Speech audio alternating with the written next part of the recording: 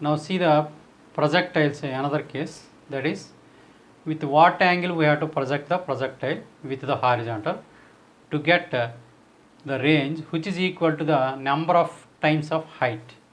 Number of times of height means 1 time or 2 time or 3 time we have to calculate. For example, number of times of height n we can consider, then r is equals to nh, then we can find out the angle of projection. So if you take r is equals to nh, r is equals to n into h, range formula and height formula we have to substitute here.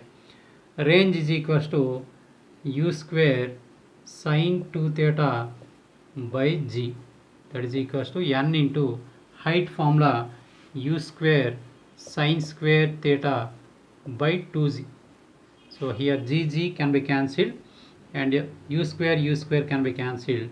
Sine 2 theta you can write 2 sine theta into cos theta is equals to n into sine square theta sine theta into sine theta, you can write n by 2 here.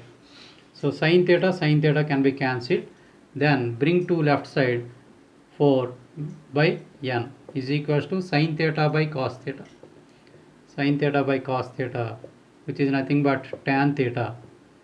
Tan theta is equals to 4 by n.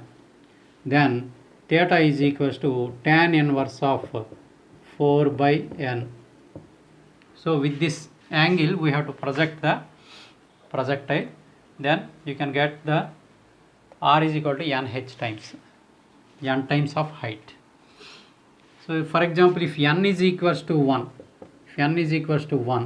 then theta is equal to tan inverse of 4 by 1 means 4, or tan theta is equals to 4, then theta value 76 degrees.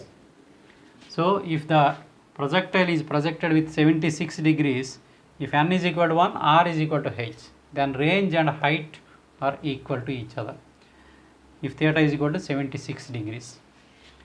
If for example, if theta is equals to, again I will consider that theta is equal to tan inverse of 4 by n, or tan theta is equals to 4 by n.